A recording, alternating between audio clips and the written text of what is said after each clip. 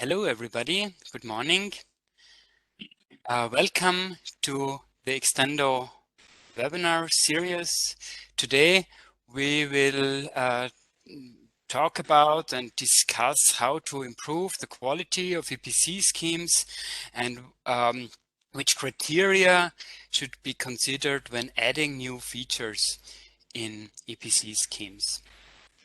My name is Lukas Kranzl. I'm working at TU Wien, the Technical University in Vienna, and we are coordinating this project. Next slide, please.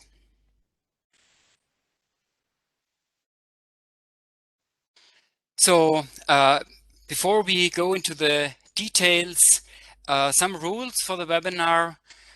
First, if you want to raise questions, please do so. So you're invited to add your questions, add your also comments, opinions in the chat box. So on the bottom right, you can find the sign for adding questions. If you need some technical support, so if you have technical questions, please address them also via the chat function to Roberta D'Angelella. Moreover, I want to mention that today's presentation is being recorded and will be sent to all the registered persons before the next of the webinar series. Next slide, please. The X-tendo project. It develops a set of new potential features to enhance energy performance certificates for buildings. We defined 5 potential new indicators on smart readiness, comfort, auto air pollution, real energy consumption, district energy, and new methods that could be taken up in future EPCs, but also 5 features dealing with the handling of EPC data, more innovative handling and exploitation of EPC data, how to improve EPC databases, building logbooks, enhanced recommendations, financing options, and one-stop shops. And as you can see in this outer circle, there are 4 criteria mentioned. Economic feasibility, compliance with international standards, quality and reliability, user-friendliness. And these are what we called 4 cross-cutting criteria, which serve to some extent as guidelines for us in the X-tendo project when developing new features. And today's webinar will be focused very much on these 4 criteria and how they can be used and maybe also extended and further applied when enhancing EPC schemes. Next slide, please. The agenda for today. After this short introduction, we will have an introduction into the current policy context, so what is changing in the Energy Performance of Buildings Directive and what is the implication for EPCs. Next, we will have an insight how the cross-cutting criteria were used in the project X-tendo for assessing changes and new features in EPC schemes. All the 10 features that I mentioned before were also tested and are currently being tested in the project, and assessing the new developments against the cross-cutting criteria was an important point, and we will hear more about that. And then we will have 2 insights from Austria, Syria, and UK, Scotland, how the potential extension of enhancement of EPCs could work in this regional national context, and what is also the relevance and value of this cross-cutting criteria concept we applied in the project X-tendo. In the end, we will have a panel discussion also taking up your questions. So please, if you have any questions, comments, ideas, please raise them, address them in the chat. With that, I would like to come to our first presentation, which will be held by Hélène Sibillot. Hélène Sibillot is working at BPIE and has a great overview about all policy discussions, policy advancements, and currently new discussions on also in particular on the proposal from the Commission on the EPPD and the potential relevance for enhancing and improving EPCs. So please, Hélène, the floor is yours. Thank you, Lucas, for the introduction. I think we can go to the next slide already. So indeed, I'm working at BPIE as a senior policy advisor. So my intervention today will be to give the introduction and give a broad policy context, focusing on the recast of the Energy Performance of Buildings Directive and explaining how, not necessarily how EPCs need to change. I think that will be the next speaker's objectives, but highlighting why they need to change and suggesting a few recommendations for the future. You can go to the next one. To give my presentation, I am mainly basing myself actually on a briefing that BPIE produced last month, which is an assessment of the Commission proposal on the Buildings Directive recast. And if we take a step back, I just wanted to highlight that when we talk about EPCs, they are a key feature of the Buildings Directive for a long time. They're already in there in the first directive, which has now more than 20 years. It is also an important part of the 2010 version. What is interesting is that no changes were made on the EPC provisions in the last revision in 2018. And in December 2021, the Commission came up with a full recast of the directive. This is important because a lot of new provisions were introduced and a lot of provisions were also modified. So it is quite a comprehensive revision that the Commission is proposing. And in this briefing, we have highlighted the main elements and assessed them, looking at whether they're fit to deliver on the EU 2030 and 2050 climate ambition. Our assessment is that it is a good working basis, what the Commission has put on the table, in the sense that a lot of things are open. So it gives good opportunities to improve the buildings policies at EU and national level. But, and there is always a but, unless elements of the proposal are really strengthened, better linked to each other and geared towards the objectives of deep renovation and full decarbonization, we might run into the risk of missing the climate ambitions. Next. The briefing assessing the EPPD that we have produced is looking at 10 items or 10 provisions, which I highlight here on the slide. Next slide. And of course, EPCs are one of the 10 provisions that we assessed. Also in relation to minimum energy performance standards and renovation passports, which I will talk about at the end of my presentation a bit. Next slide, please.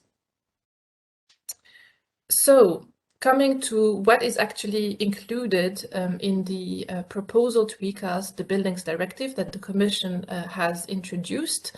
I have a few points, but if you are more interested into the details, I've also put the references into the legal text. If you want to go into the details, you have to read the articles 16 to 19 and the Annex 5 of the proposal. And also a disclaimer at this stage to say that, of course, this is a proposal from the Commission, which doesn't mean that all what I'm going to say is going to end up as it is in the final text, being approved and being then implemented at national level. We are just at the start of the EU level decision-making process, so this needs still to go being discussed by the European Parliament and by member states. So it is to be taken as what it is, a proposal. So in terms of what the Commission proposed for EPCs, the content and indicators, the EPPD recast obliges member states to ensure that as of 2026, EPCs would comply with a common EU template. This is new. This template should include, besides primary energy use, some additional mandatory indicators. And here we have operational GHG emissions, the share of renewables in energy use, for example. And the template also includes a list of voluntary indicators that member states may pick to include in their EPCs, for example, indoor air quality. Also, what is relevant is that the methodology to calculate energy performance clarifies that metered, not only calculated energy, can be used.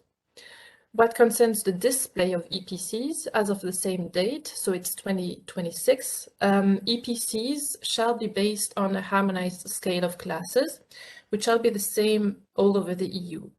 This scale of classes should go from A to G, with A labeling zero emission buildings. And zero emission buildings is also a new concept introduced with the proposal for the EPPD recast.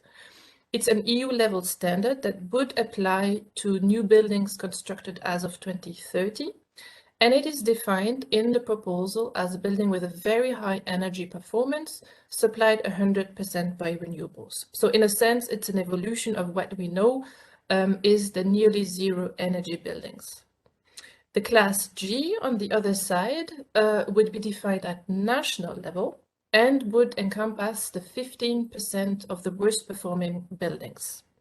In between, the remaining classes, B to F, would have an even bandwidth distribution of energy performance indicators amongst the classes. And that shall ensure that member states will not set up classes which are uneven, for example, having a B class, which is very wide, and then a lot of buildings would fall into that category. And for example, a D, E, and F classes, which are very small. And then, of course, not a lot of buildings would fall into that. An additional requirement, which is interesting, is that all buildings which are owned or occupied by public bodies should get an EPC and should display it. Next slide. A lot of new requirements are also introduced in terms of the quality and the data. The Commission asked that EPCs should now be valid for 5 years instead of 10, and that is valid for EPCs below C, because EPC A, B, and C are still valid for 10 years. EPCs issued must be digital, and they must be done by independent experts following an on-site visit, which should guarantee a good level of quality. In terms of data used, what is interesting is that you have a lot of provisions on sharing data.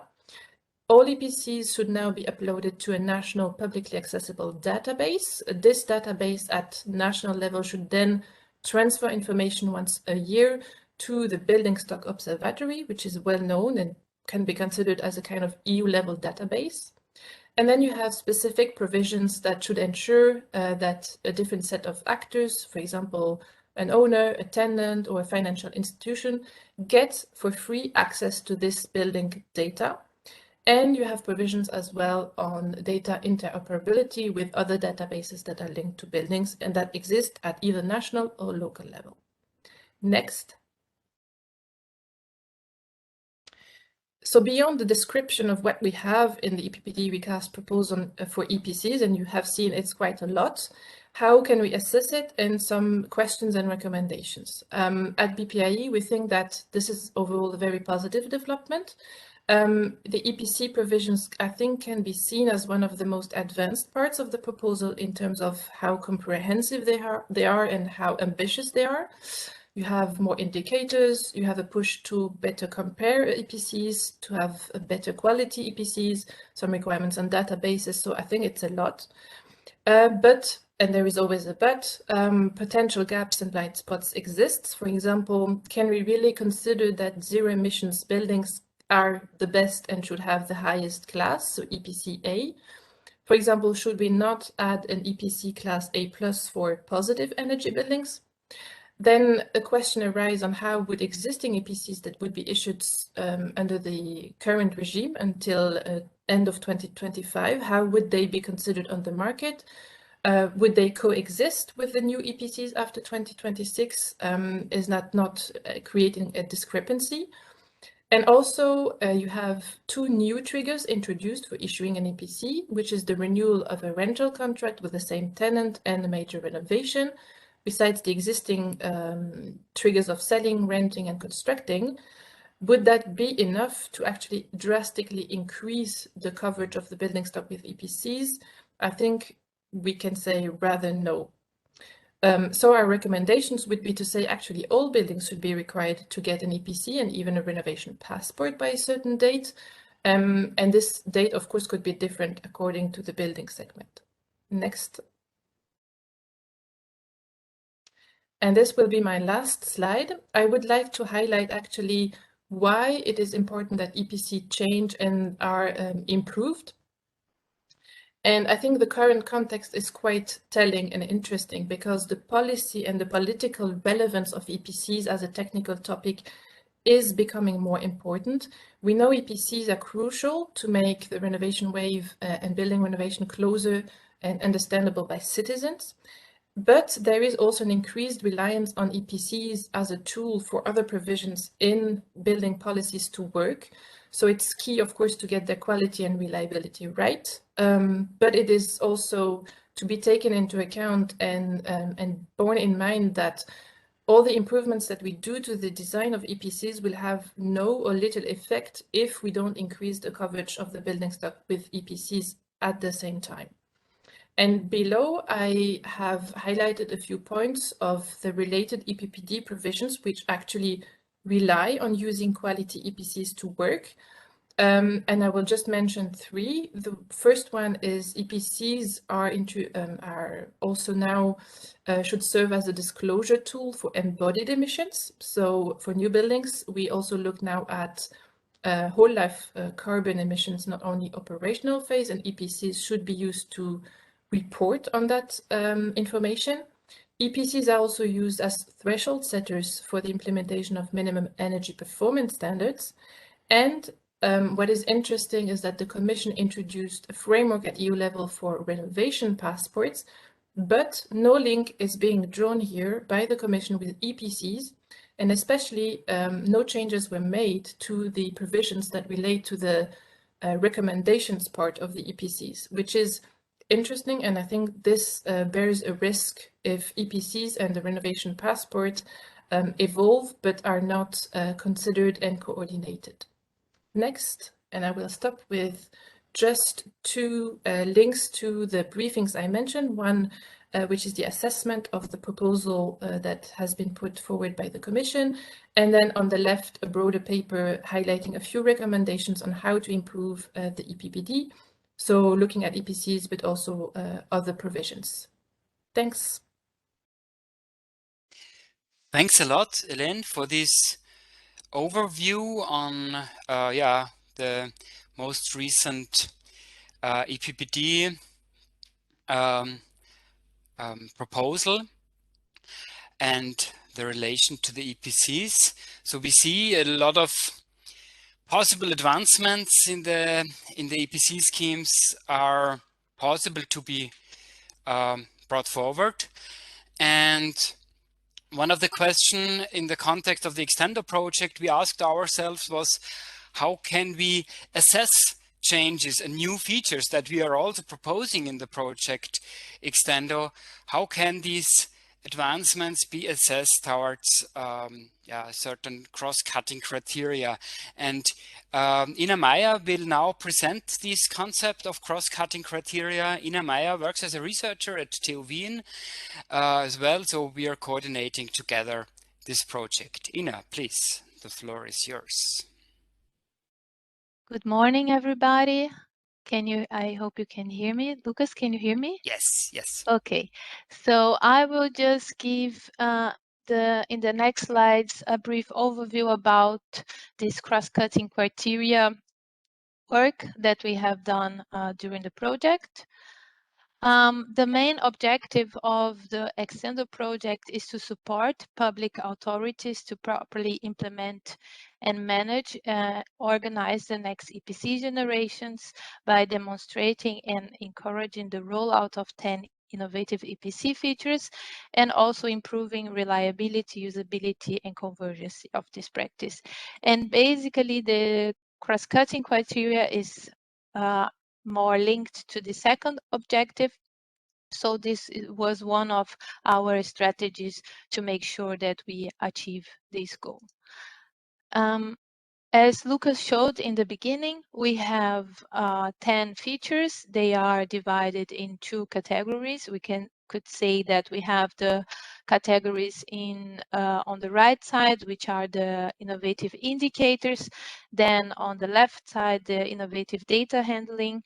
And to assess all of the development of these 10 features, we have the cross-cutting criteria, and I will just explain a little bit about each of them. So we have the quality and reliability, which are the foundation of an EPC framework, and where we can assure the trust and data consistency. Then looking at the user-friendliness, the main objectives is to make it easy to users or not technicians users to have a more easier understanding about the developed features, about the understanding of the features. And here there is also a trade-off between friendliness and accurate data. Then looking at economic feasibility, here is the part of the cost-benefit ratios. And more relevant, we understand that in the early development phase of the methodology, also it's an important aspect when based on decisions are made when implementing the feature. And finally, the compliance with international standards. The main objective of this criteria is then to make sure that different individuals, business, public authorities understand it, so to get a common understanding and make it also comparable across the EU. So the overall objectives and approach that we follow in the project was to make sure that the project develops a methodology for each innovative features in line with the requirements of the future application. We also use the criteria to help the testing partners to assess the innovative features developed, and it's also helped the public authority is to assess the potential for replication and development in their national context. The development was in the overall approach. We developed indicators. During the project, we had this monitoring and self-assessment. What we call here self-assessment is because we were, while developing, also brainstorming on the potential of this indicator. So it was for us also a new approach. So we were also trying to think about this cross-cutting criteria and how it could be at the end framed in the final framework. And as said before, for the final evaluation and overview in the testing projects. Here I show you the steps. We began with the framework where we have this definition of the mentoring process and the indicators. Then the part of the development, as I said, during the development of the features, we were assessing them based on this criteria. Further steps in the project are the evaluation during the test projects by the implementing partners, which are the partners that were testing in their national context, and at the end we'll review and assess the replicability potential.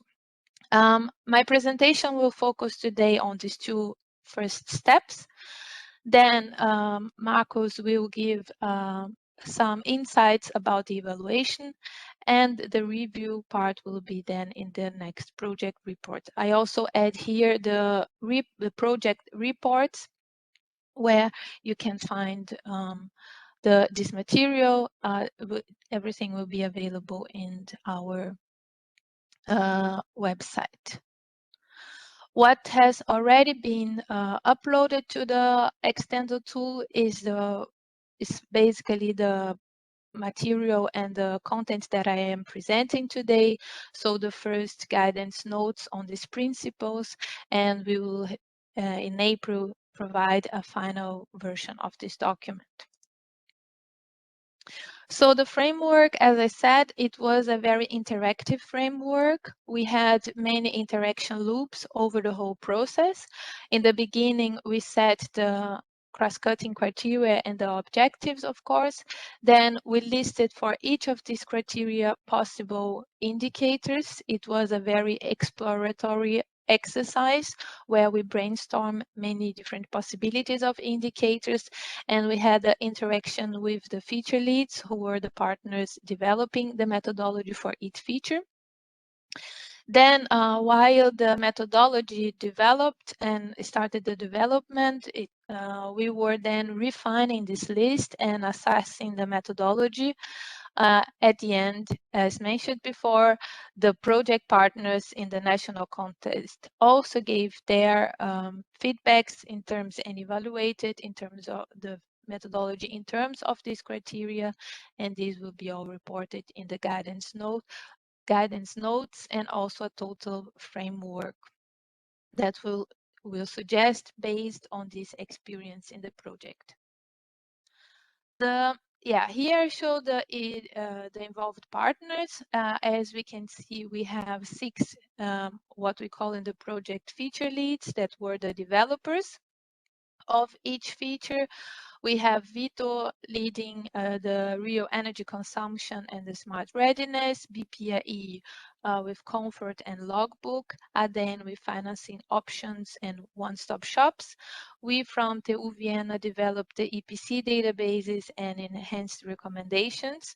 Ething developed district energy, and NAPE developed the outdoor air pollution. Then we had the national agencies in all of these countries, and in Estonia, Greece, Italy, Denmark, Romania, Austria, Styria, Portugal, Poland, and UK, Scotland.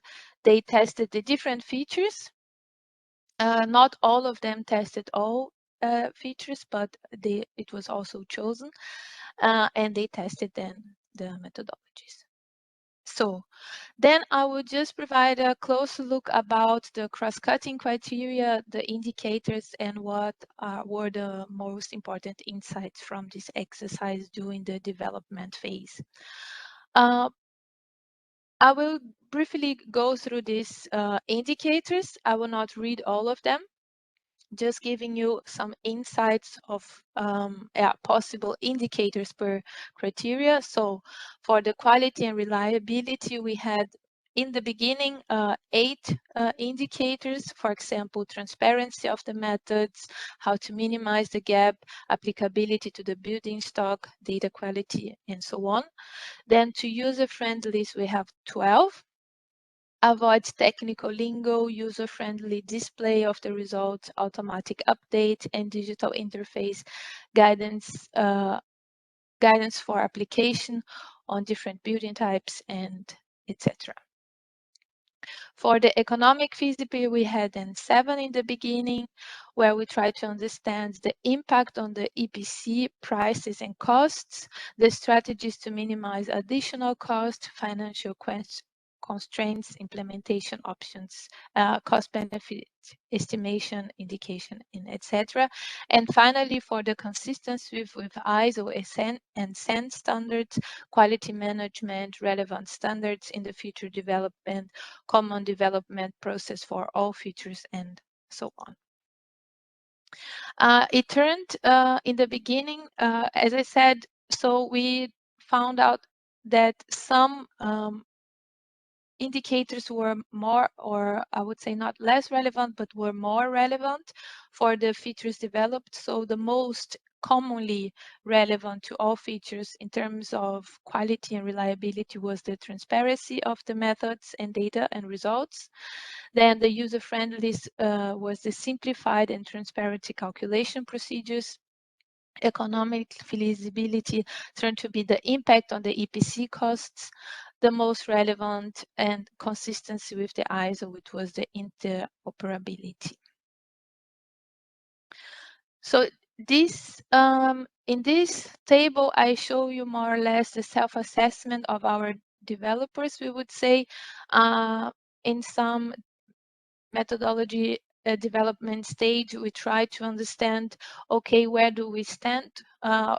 Which are the indicators met and which are not met? So what we could also see more is that the indicators with the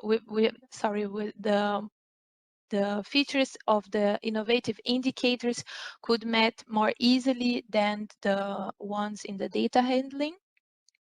For us, this yes or no exercise was not, I would say that is bad or not, or good. It's just for us to understand which can be the improvements in the methodology, and were also some starting points of the internal discussions.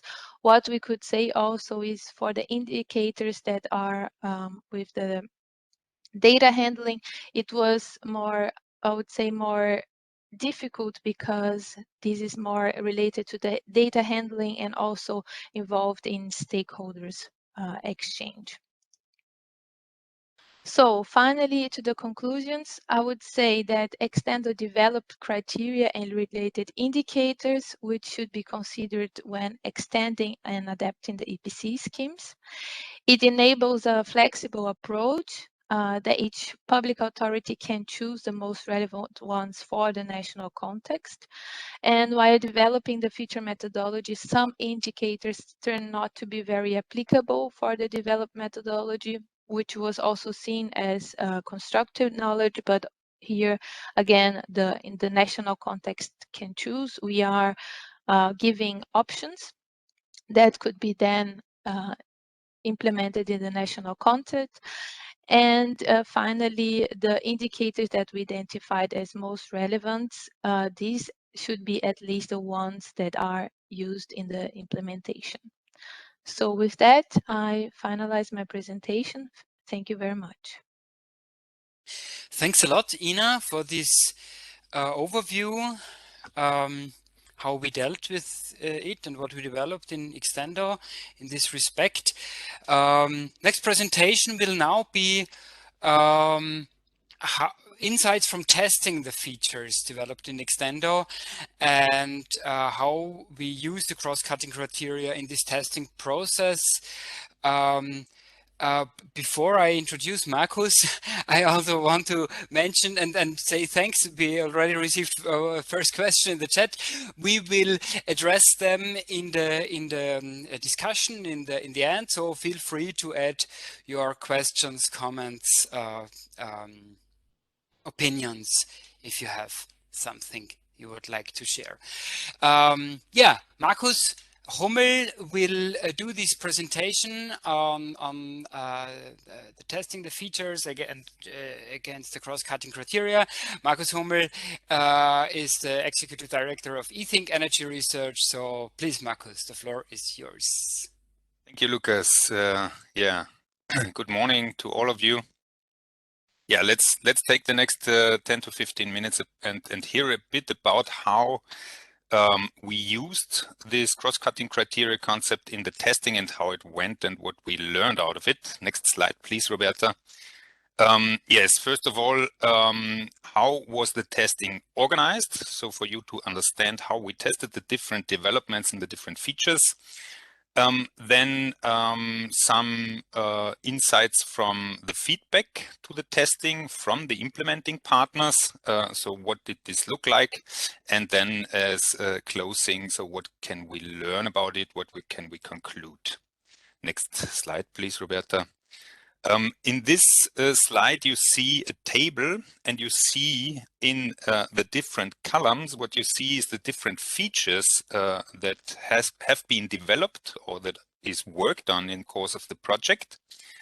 So, which have been introduced by Lucas at the beginning. So the smart readiness, comfort, outdoor air pollution, real energy consumption, district energy, the first 5 related to the indicators, then the EPC data, building logbook, tailored recommendations, financing options, and one-stop shops regarding the data handling. And what you see is then in the different rows, the different implementing countries that were partners in the project, represented by different organizations in those countries, and we call them the implementing partners. And what you see now in the table is the testing efforts that have been undertaken for each of the different features in each of the different countries. And what we see is on the one hand that we have a different number of test cases for each of the features, but also for each of the countries. And second, we see that we define 3 different types of test projects. First type, IB, is the abbreviation called in-building tests. So really the partners went into the buildings and tested whether it be a data gathering plus then calculation of indicators. Or then we had the system tests, which was basically to try out the developments, not related so much to single buildings, but to a number of buildings or a system. And then we had also user tests, and this meant in many cases to get in touch with users and ask them questions about their perception. Next, please. Then we have some examples here. For example, in Austria, the comfort feature, it was tested. This calculation tool that has been developed, this was tested in 10 buildings, including measurements. Next, please. We have, for example, a system test for the EPC databases here, for example, in Denmark. So there were queries developed in course of this feature work, and they have been tested then in Denmark on the real database, so on the EPC database. Next, please. We had, for example, in course of feature 8, an in-building test and a system test in Portugal. So the in-building was in Poland, sorry. So the in-building test was actually to go into the building and use the data from the building in the software that has been developed in order to come up with recommendations. And then there has been an additional system test where it was compared those outcomes of the test of the software that has been developed with recommendations that have been derived in other audits in the same buildings. Next, please, another example of the test cases we have here from Portugal. It's for feature 9, financing options, and here also a user and a system tests. So the user test actually was a questionnaire to stakeholders of an established program using EPCs as an eligibility criteria, and additionally also a stakeholder workshop has been performed in order to see the user perception of how this worked.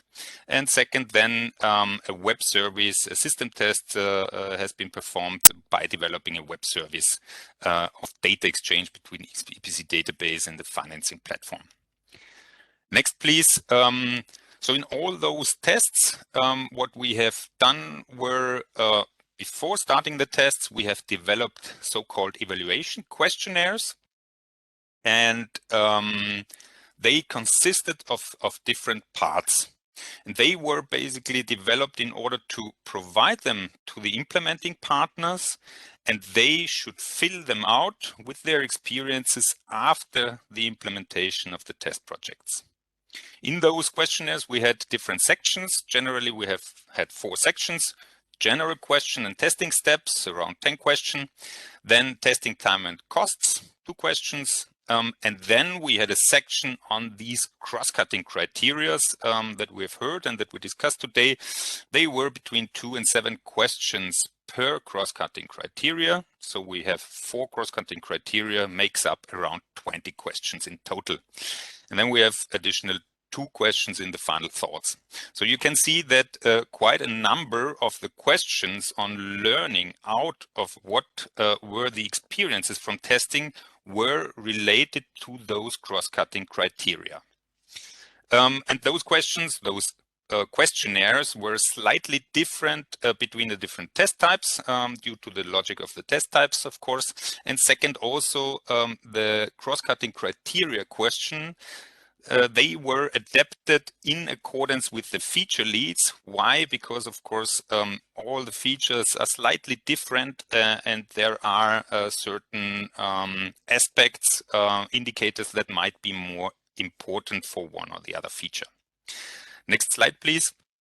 Here you see exemplary questions related to the cross-cutting criteria that were in the questionnaire, in the evaluation questionnaire, in those 4 different criteria. So for example, for the quality and reliability, are the methods clearly described? Are the results shown transparently? Is there training needed? What about verification measures? Are there any foreseen? User friendliness. Is there a glossary provided? Are references given? Is it possible to go back with the references? Is it graphically, are the results graphically represented? And so on. We have economic feasibility. So does the feature increase the EPC costs due to your estimation? Is there additional data needed compared to current EPC schemes? How long does it take? Does it take longer than an hour? Do you need, or is it necessary to have additional site visits? And for the consistency with the standards, have any national standards been used in the development, or are there any restrictions in changing the methodology to your national state or regional states? Next slide, please. Here, now I have picked out exemplary outcomes from the analysis of the questionnaires. Actually, what happened, as you can imagine, is we provided these questionnaires, and they were, after the test projects, filled by each of the different implementing partners. We collected those questionnaires back, put all the answers of the different implementing partners for the different features side by side, and tried to see what we can learn overall in the context of each of the criteria, actually each of the questions. And here are some examples that we've learned based on all the feedback, all the answers from all the implementing partners.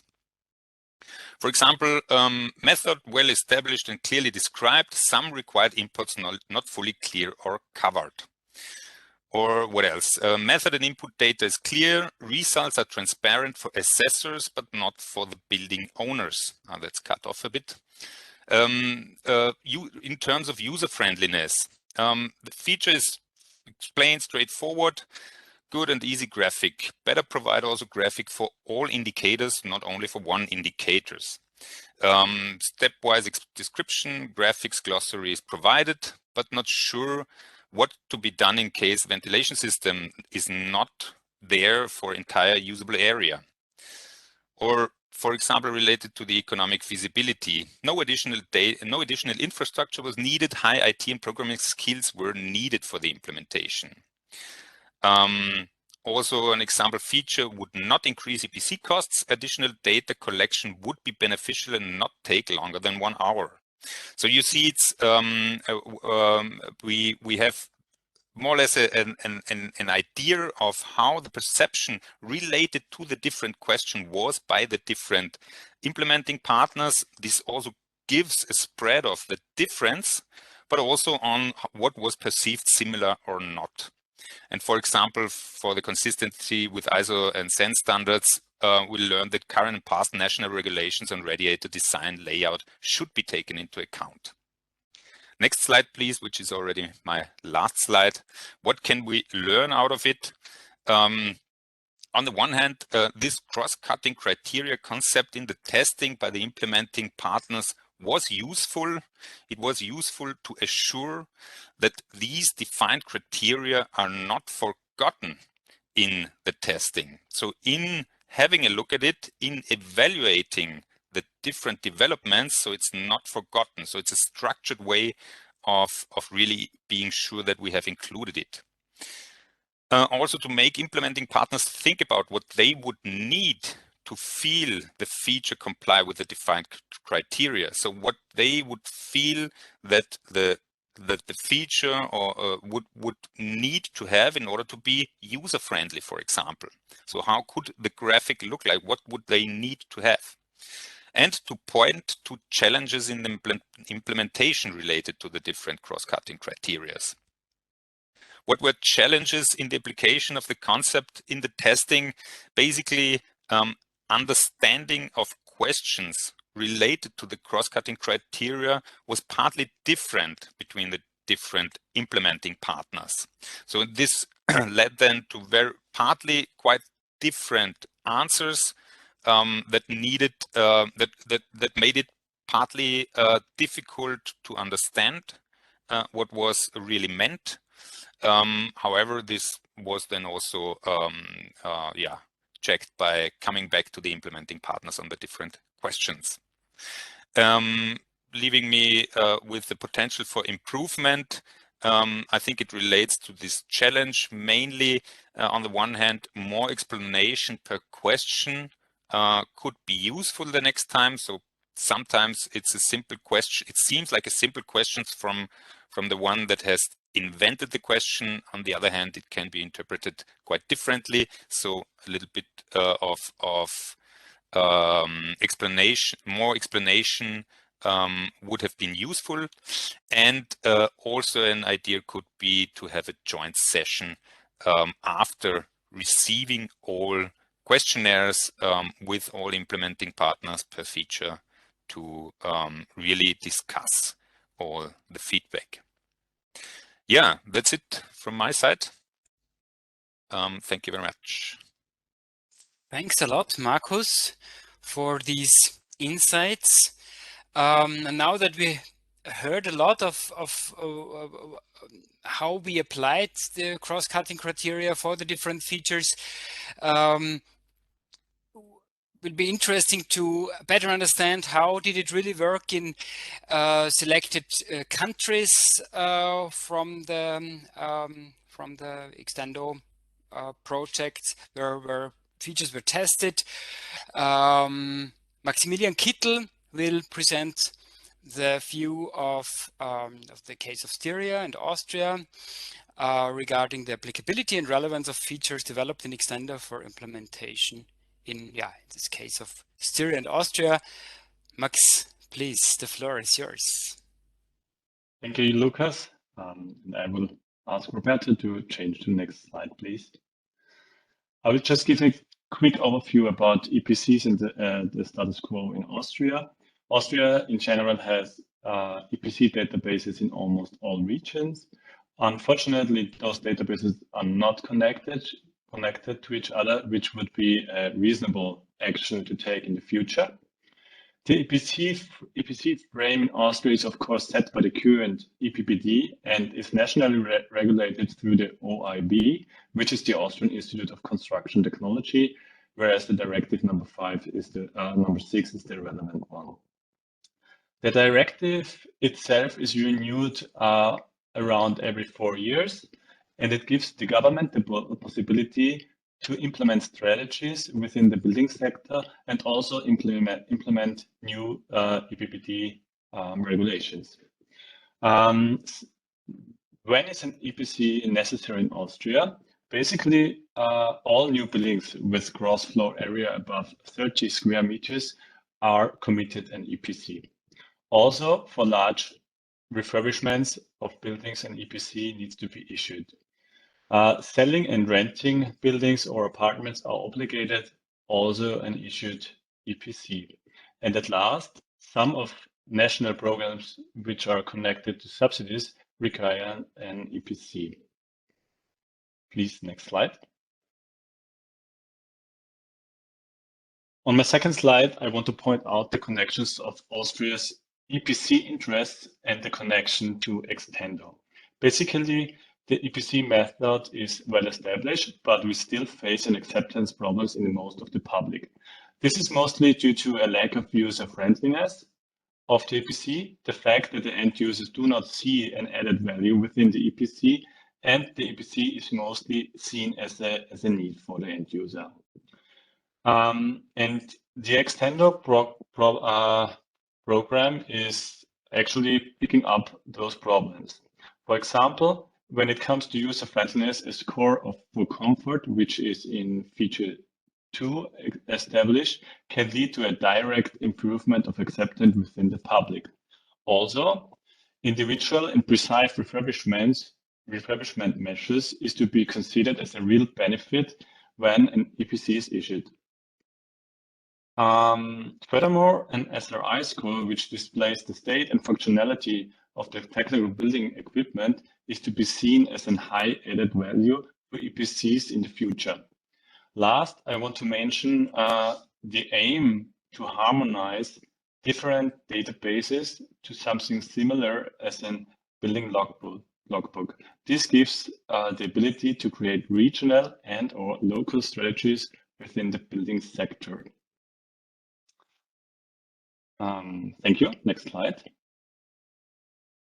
On my last slide, I want to share my experience throughout the testing phase in Austria by focusing on the cross-cutting criteria established in the X-tendo project.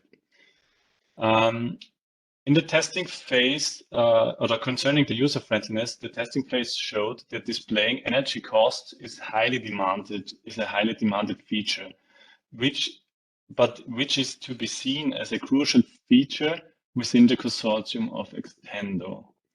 Second, displaying results in a simpler way. By doing that, it is to be aimed to raise awareness in general and create a useful document for end users.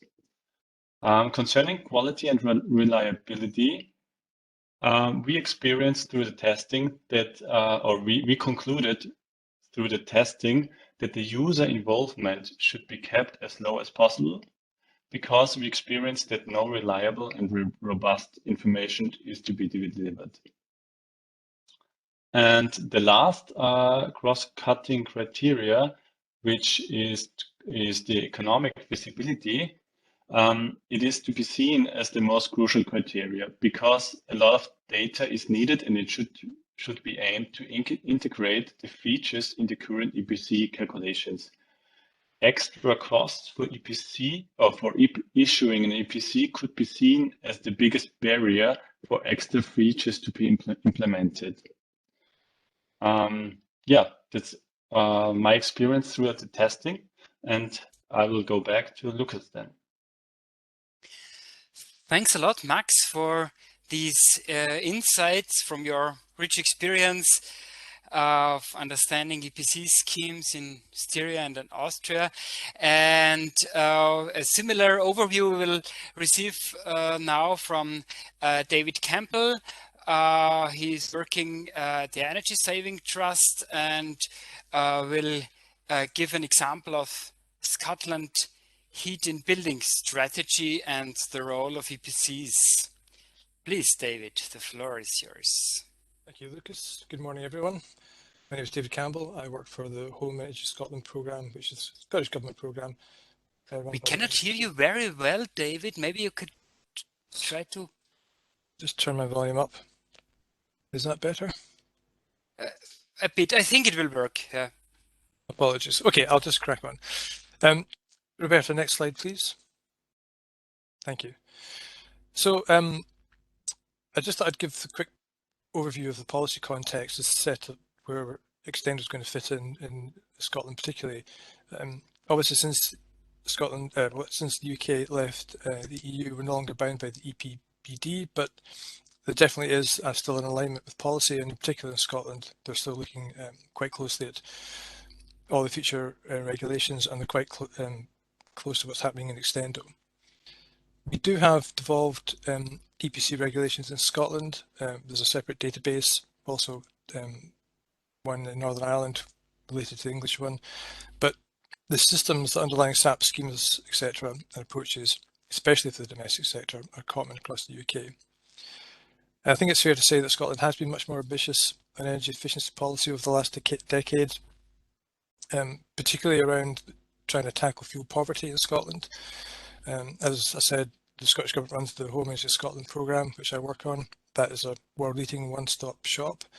It is aimed primarily at allowing householders, but small businesses, access to various government policies or government schemes, grants and loans, etc., including for renewables, and to decarbonise the network. As I said, the Scottish Government does provide extensive financial support through loans and grants, which are available to householders, and that's to people of different tenures. Recently, both Scotland and England now have the heating building strategies which they've developed, which is all about decarbonising the network over the next two decades, and I'll talk about that a bit more in a moment. And obviously the gas cost crisis, that's a major challenge for everyone, and its prices increasing everywhere at the moment. It's obviously going to be a bigger impact to those people who are in fuel poverty. Next slide, please, Roberta. So this is taken from the Heat and Business Strategy, which is the latest version of what was the Energy Efficient Scotland route map, which set out various minimum targets in terms of SAP bands that properties have to achieve by different dates for different tenures.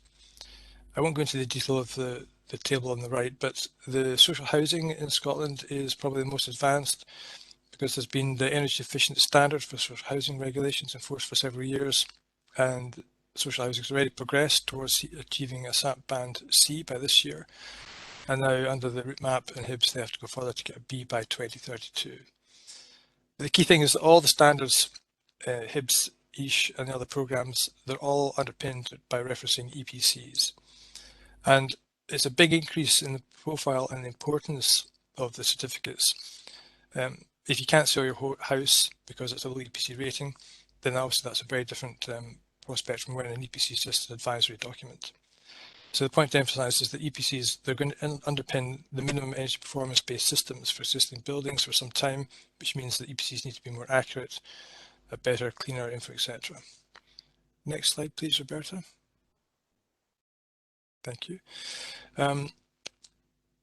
If you look at figure 1 with the 3 stages shown there, so this is from the consultation process for HIBs. The energy metrics consultation, which is the first part of the 3-part consultation progress, that was published in autumn 2021, but it's not yet officially been responded to or concluded. There's been some slippage against timeline shown in figure 1. The stage 2 recommendations consultation is not expected until this summer, but that does mean it's good for X-tendo, as it means there's time for the outcomes from X-tendo to influence the policy making in Scotland. The domestic tenure-based regs consultation stage 3, that's also likely to be delayed. One of the things that came out of the consultations was a proposal to change the way that EPCs are presented. Currently, there's just 2 key factors around the energy score based on the SAP score, if you like, the efficiency of the property, and also the CO2 production, environmental rating figure.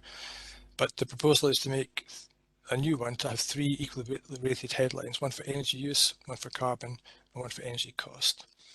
And this is a key motivation linked to HIBs that the heat, for instance, heat pumps tend to do badly on the SAP score alone. So by putting in the 3rd metric, it shows that it's still valid to have a particular measure being put in place. Next slide, please, Roberta. So in terms of X-tendo and where it fits into what the Scottish Government is thinking, the enhanced recommendations, they are obviously going to be key to the regulatory based systems, so setting minimum EPC targets and obligations. So it's essential the public have to be given essential information, accurate information, what they can do to meet the targets. In terms of one-stop shops, use of EPCs, so it is a focus for EST. We also are the keeper of the register. The Home Measures Scotland programme accesses EPC data when the householder is being engaged by one of our advisors on the phone. We integrate the use of the EPCs to provide that support. One of the things we're looking to do is to improve the advice supply by bringing in smart meter data, which is becoming available, to enrich the discussions and conversations with the householder. And we're also developing an API so that the advisors can have a direct route into the EPC register to bring up the customers' current and historical EPCs to, again, assist with the advice. In terms of innovative uses, we've recently started looking at supporting the LHE's work, the local heat and energy performance efficiency strategies. We use the EPC database in Scotland quite extensively. The Scottish Government uses it for policy work, but we also use it to develop some tools which we make available to the social housing sector, so local authorities, housing associations, the Scottish Government use it. There's a home analytics housing stock model, which provides essentially an actual or a modelled EPC plus additional useful information for every domestic property in Scotland, and we've just built one for the non-domestic stock as well. And we have a portfolio energy analysis tool which calls on EST's own SAP engine software to model what measures a particular property could take, the costs associated, the energy savings, and what the effect potentially would be in fuel poverty. So we use the EPC data quite extensively in Scotland at the moment. In terms of logbooks and building passports, this is something at very early stages in Scotland at the moment, but there is increased focus on it. It's something the Scottish Government is interested in. And more widely within the UK, the UK Green Finance Institute, which is a joint Treasury private initiative, they've developed a specification for UK building renovation plan, which EST is going to would like to assist with testing. So building passports are definitely on the horizon. Next slide, please, Roberta. Thank you. In terms of the cross-criteria criteria, the ones that we think are going to be of most interest to the Scottish Government are the ones that we flagged up in our testing for Feature 8 on enhanced recommendations and Feature 10 one-stop shops.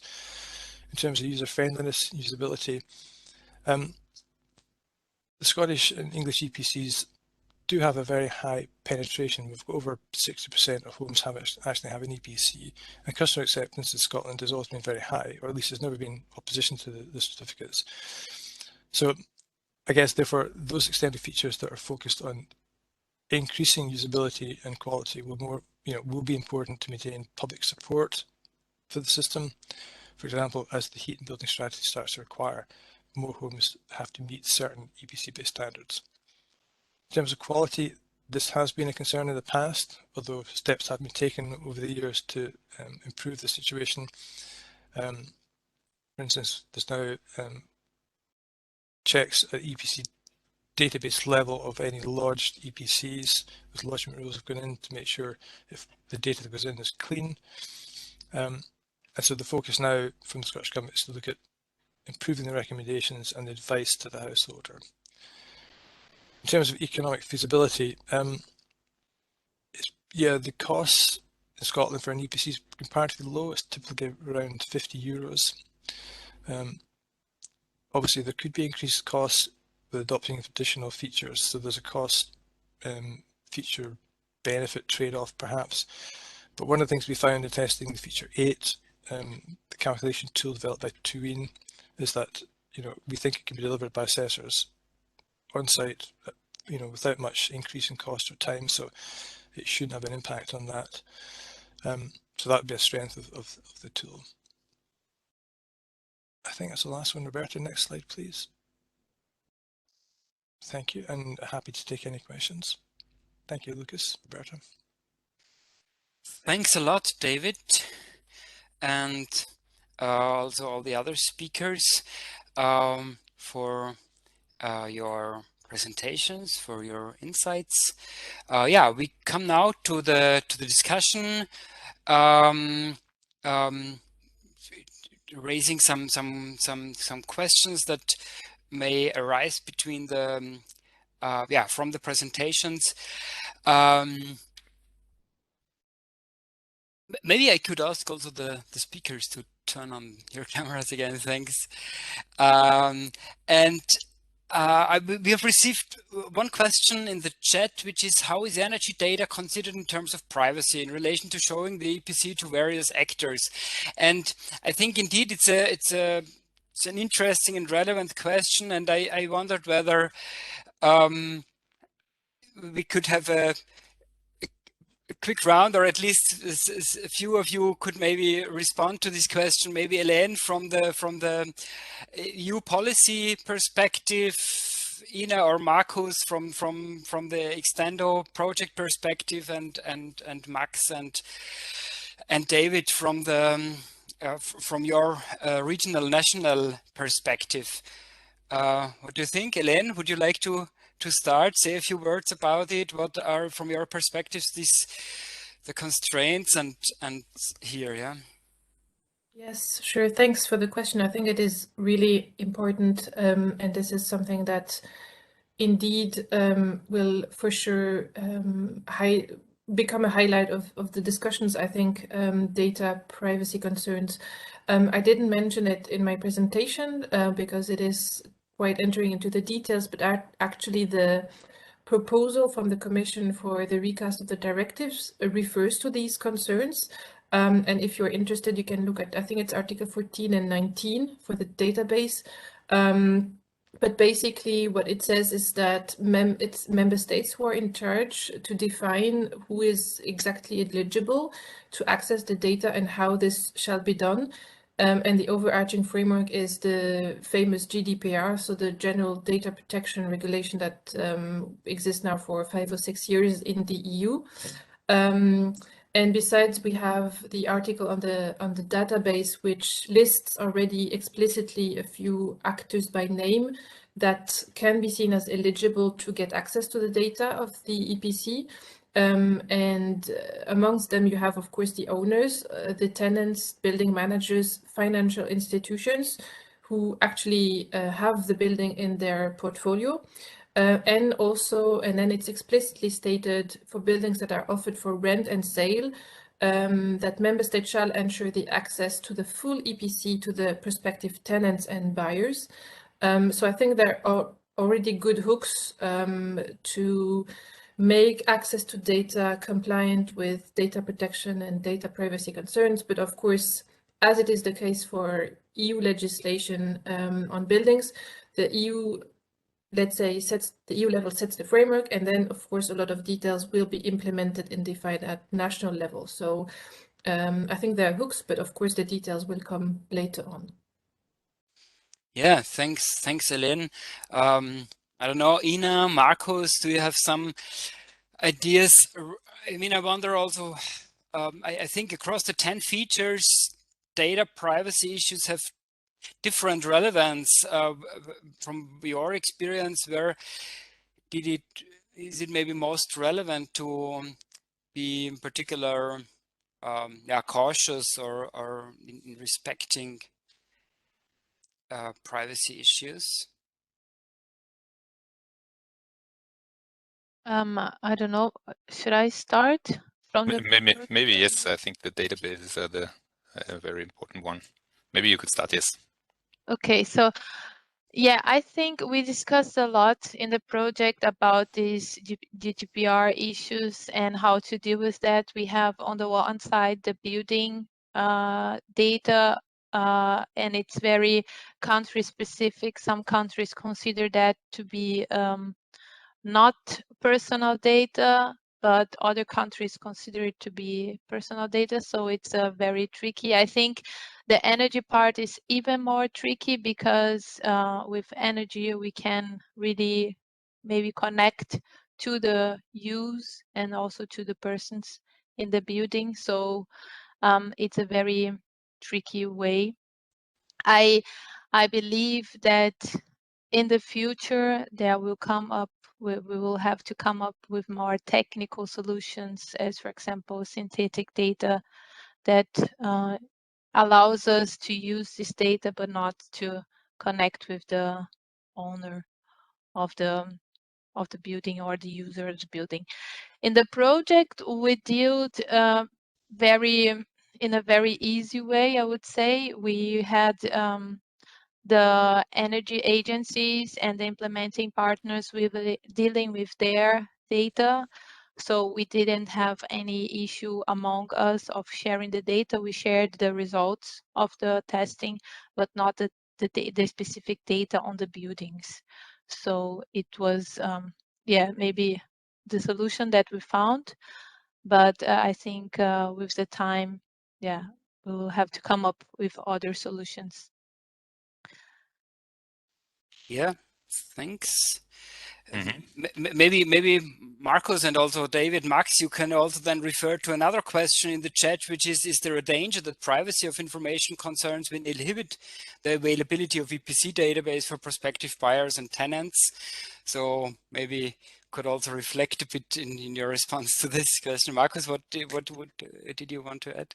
Yeah, actually, I think thanks, Ina and Elena. I think very good already in the context. I fully agree. I would mainly add, I think there is quite a difference if we talk about EPC data that is only based on standard values and EPC data that is based on measurements. I think there is a clear difference because in the measurements you definitely have this user the user reflected, while this is not the case so much in the standard values.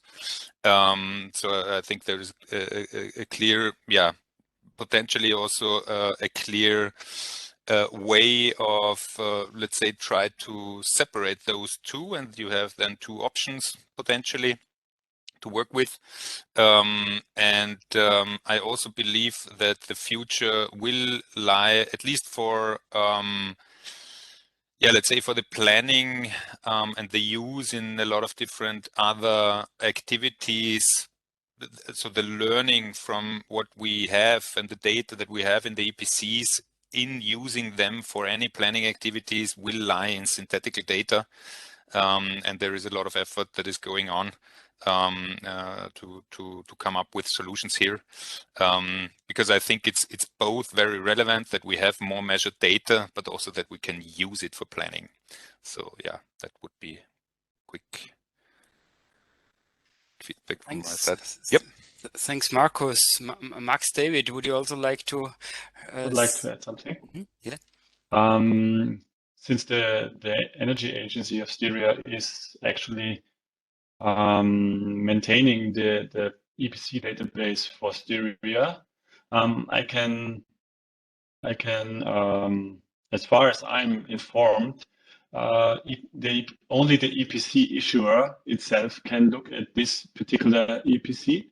So without any permission, it is not possible to look at and not own EPC.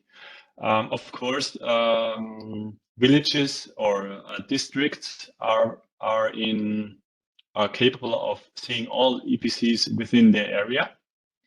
And of course, we as an administrative or organizational institution are possible to see all EPCs. So yeah, no data should be seen by anyone who is not allowed to. Thanks. And maybe David, this also leads to a question. Now you mentioned this, that one-stop shops and also the use of EPC databases for energy planning is planned to play a stronger role in Scotland. So how do you deal with the related privacy issues in this context? So in a nutshell, very short answer, there isn't any. When EPCs first came out, it was considered as personal data under the Data Protection Act as it existed. But over the years, that's gone by the wayside, and now it is public accessible. So the EPC register is open to anyone. You can do a postcode search, and then you will find all the EPCs for the various properties that exist in that postcode that have been lodged. You'll get the latest one, not historic ones. And so any member of the public can see the EPCs for their neighbours, as well as their own. There are certain limitations on bulk access to the data. So the Scottish Government does make a bulk extract available through its website. Anybody can download it, and it's a subset of the XML within the database. But in terms of the full database that's held from lodged EPCs, there's more restrictions around that, and that's just meant for, local authorities can access their own data, or the Scottish Government can use it. We can access it as a keeper of the register. So in terms of HIBs and all the regulatory activity going on at the moment, there's no restrictions, and I'm not aware of, there may be some, but I'm not aware of any issues around resistance because of data protection issues. It's just primarily about the property, not the householder. And I'm very happy that both Max and David, you are both in this panel today, because we see that the take what is a private and personal relevant information and GDPR relevant information is so different across different countries in Europe. UK is still in Europe, no? I would say. So that's really an important thing, and I also think that it might maybe the perception what is really GDPR relevant from the EPC data may also change in other countries in the future. Let's see. Coming to another question from that we received, do we not need more ambitious EPC level in residential buildings by 2030 in order to meet the EU climate change commitment? Should any rental or sale require grade C or better? So maybe that's a question to all, but in particular maybe to Elaine again, because it's suggesting to strongly increase the ambition level of what is now in the PPT proposal. Yeah, what do you think? Yes, thanks for the question. I think it's referring actually to the introduction of the minimum energy performance standards, which I mentioned is using EPCs as thresholds. And I didn't enter into the details of explaining what is in the EPPD. So now the proposal states that public buildings and non-residential buildings should reach class F by 2027 and E by 2030. And for residential buildings, it's just 3 years later. So F in 2030 and E in 2033. And to answer to the question, I think there are two parts. The one is I agree on the fact that the framework is not ambitious enough. So the thing is that it covers only the real worst performing buildings. So G has to come to F and then to E.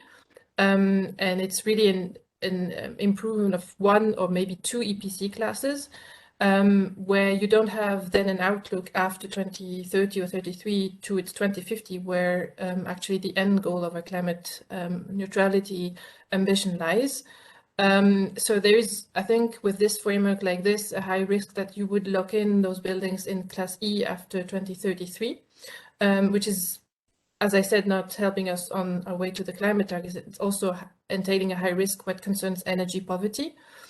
And then the second part of my answer would concern the use of trigger points like selling or renting a building. I think this has been considered in previous discussions, whether minimum energy performance standards should be linked to those or just to backstop dates like 2030, 35, etc.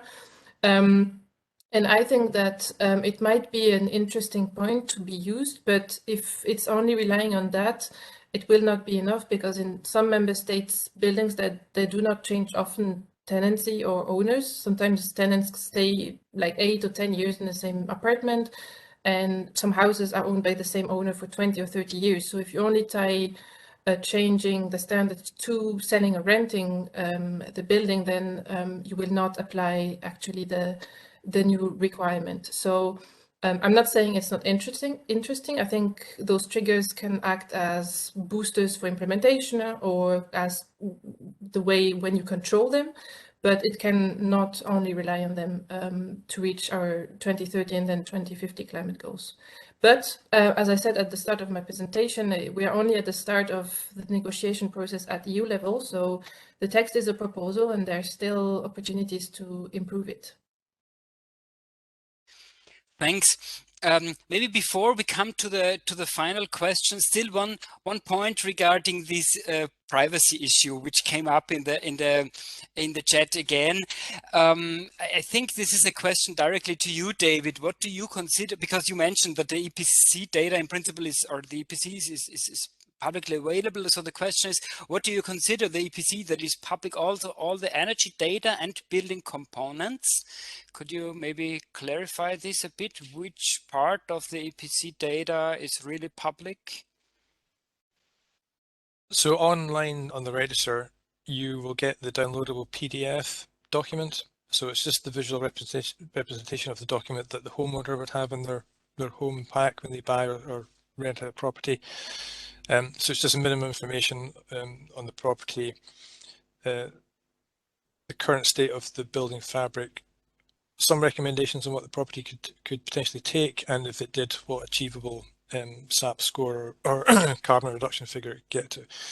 So it's quite light in terms of the information you get, but it gives the householder or the prospective tenant an indication of the current performance and what it could get to if measures were put in and the costs of those measures.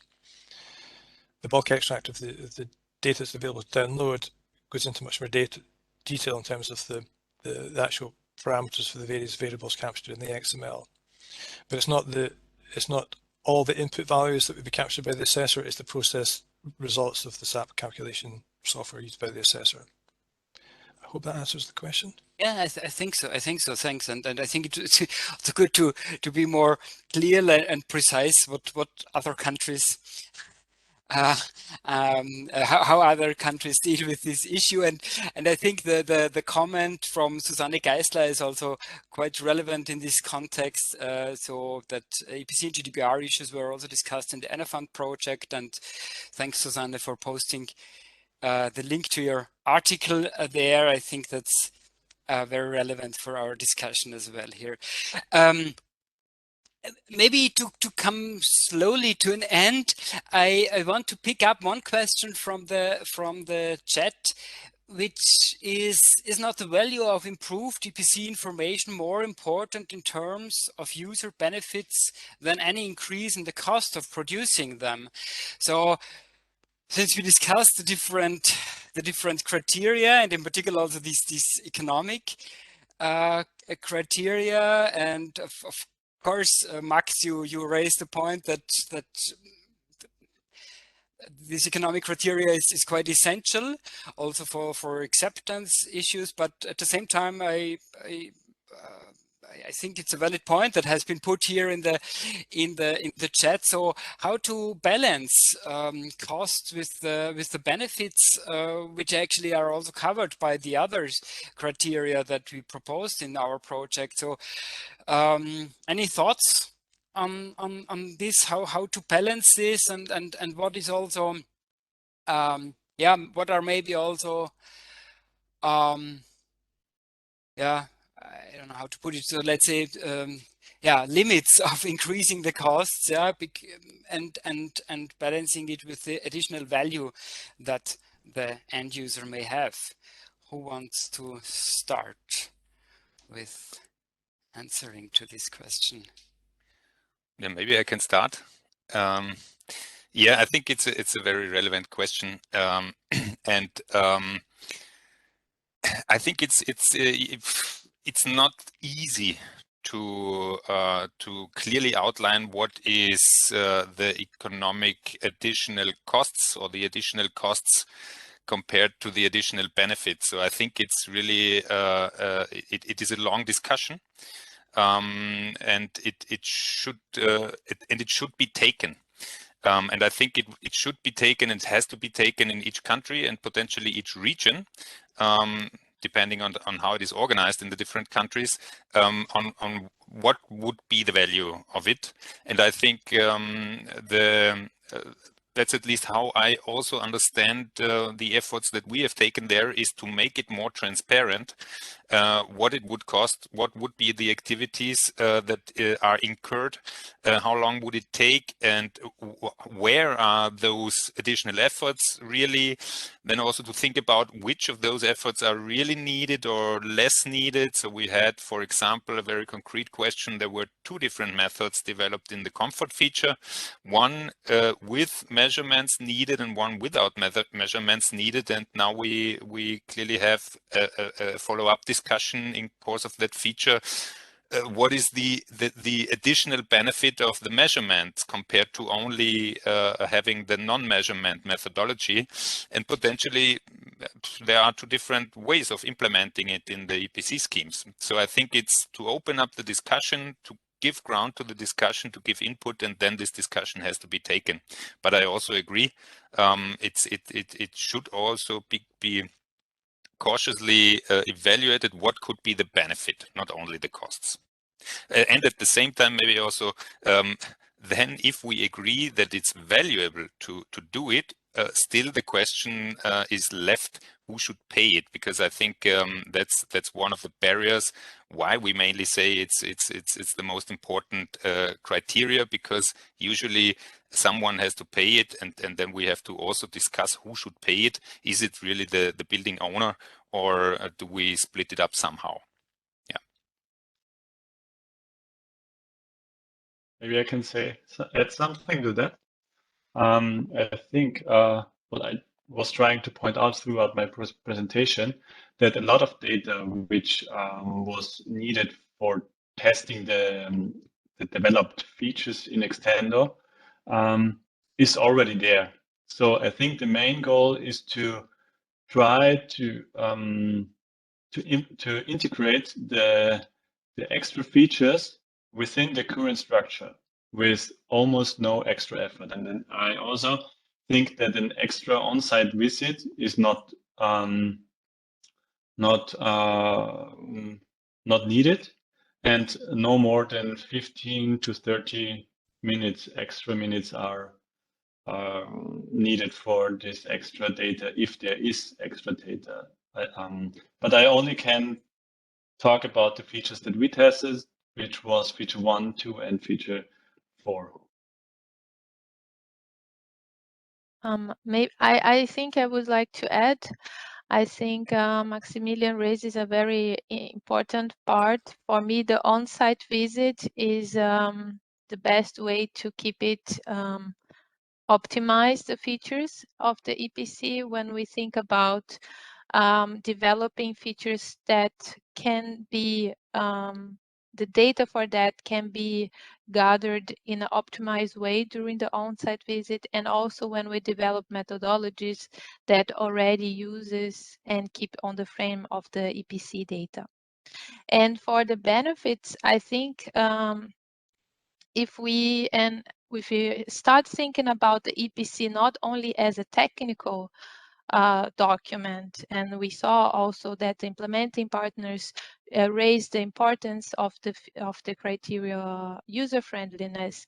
We could make new layouts, for example, or we can try to use the information that is already there, but just showing it in an easier way. It's from my understanding also important benefits that are not that would not necessarily generate additional costs. For example, in Denmark, during the project, the energy agency showed us that they have now a new layout of the EPCs, where they just focus more on recommendations and also on the link with the one-stop shops. This was a very beneficial measure, and as they said, it's not additional cost of the EPC itself. So I think we can become more creative and could balance very well costs and benefits. Yeah, thanks, Ina. Given the fact that it's already exactly the end of the webinar, I would take this as perfect closing words from your side, Ina, and say thanks to panelists, the speakers, and also for the contributions in the chat. Thanks for listening.